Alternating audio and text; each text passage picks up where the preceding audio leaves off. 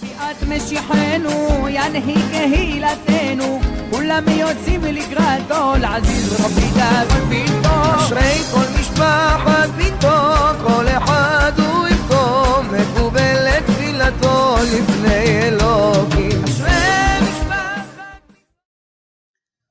ברשות מוריי ורבותיי, avec la permission d'Hachem, Baruch Hashem, les fêtes de Hanouka sont passées, mais il y a toujours des choses que nous devons apprendre. Je suis très content qu'il y ait beaucoup de gens que je rencontre et me disent que ça leur fait plaisir les 5 minutes, les 6, 7, 8 minutes qu'ils entendent chaque matin, chaque après-midi de ma part. Eh ben, c'est ça le but de Hanouka. Le but de Hanouka, c'est la lechet mehayel el hayel, d'aller en avance. Comme par exemple, Hanouka commence par une bougie, on allume la deuxième, la troisième, la quatrième, la cinquième, la sixième, la septième, la huitième. La huitième, c'est le top. Et après, on continue. Voilà. Mais hayel hayel. Voilà. C'est ça tout le but. Et c'est pas que Dieu préserve, on tombe de jour en jour. Mes amis, dans la vie, il faut toujours faire des recherches où on est arrivé. Qu'est-ce qu'on a fait? Il y a un but. Il y a beaucoup de gens qui croient que le monde, il est comme ça. On dirait qu'il n'a pas de but. Le but, c'est pas que de l'argent.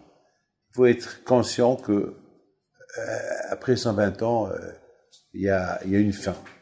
Vous savez, lorsque je devais faire un long voyage, et parce que la pauvre, ma mère, elle est malade, gravement malade, que Dieu lui envoie une fois chez les mains, et la pauvre, elle est dans un sale état.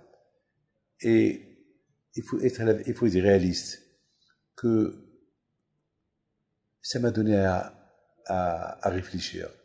Je lui dis, la pauvre, elle était une reine, elle était la femme de Rabbi Moshe Aaron Pinto, elle avait tout. Et voilà, maintenant la pauvre, elle est pas consciente et ils l'ont mis sous perfusion, ils l'ont endormie parce qu'elle n'arrive pas à respirer, la pauvre, d'elle-même, les reins qui ne fonctionnent pas. Et lorsque je la vois la peau comme ça m'a fait de la peine. J'ai dit, c'est ça la vie. Mais c'est pas ça la vie. Ça, ce n'est que dans ce monde-là. Et le plus important est les bonnes choses qu'elle a fait. Et combien des bonnes choses on lui doit. Donc c'est ça, Rabotaï. Lorsqu'on voit des choses comme ça, on se dit, bon, la vie, elle a un but. Un but, pas pour aujourd'hui, un but pour plus tard. Vous imaginez, après 120 ans, on va être là-haut. Et être là-haut, c'est, si on n'a pas la Torah et les mitzvot dans notre main, on va s'ennuyer là-haut.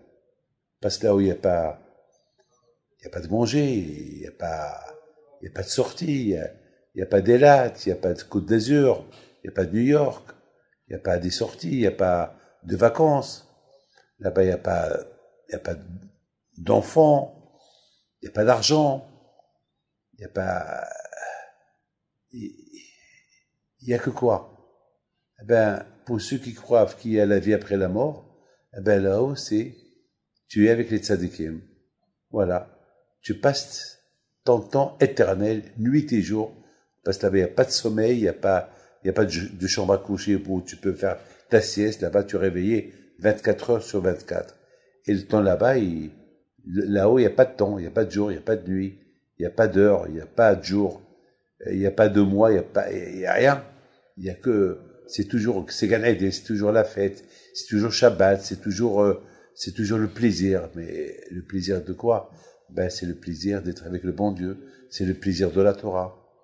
Mais si dans ce monde-là, on n'a pas aimé les mitzvot, on n'a pas aimé la Torah, on laisse la Torah de côté, on laisse les mitzvot de côté, ben là, on va faire quoi? On va s'ennuyer.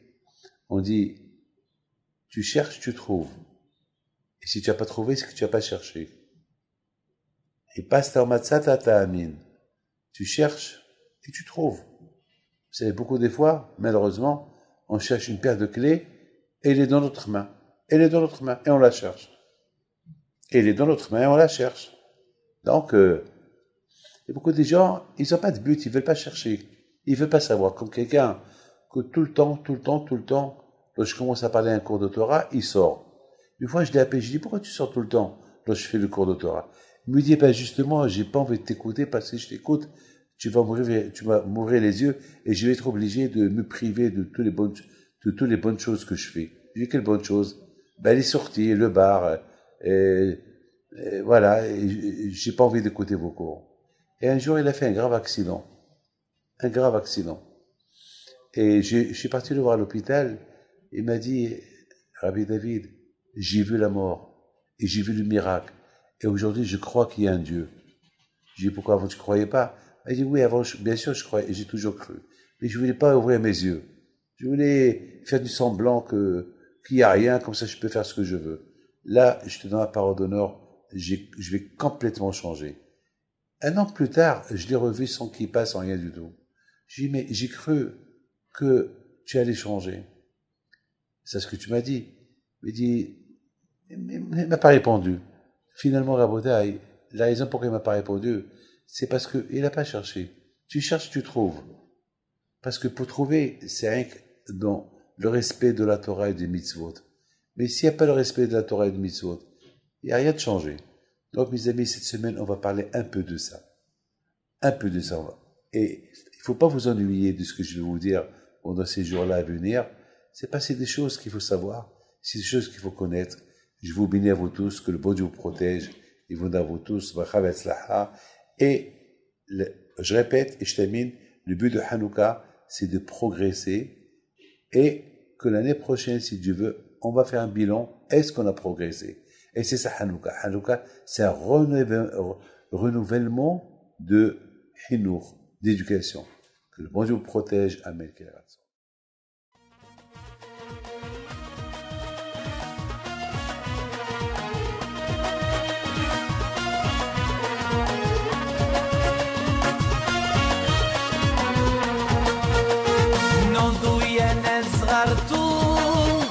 على ربيع حيم بنتو وقف لنا زي خو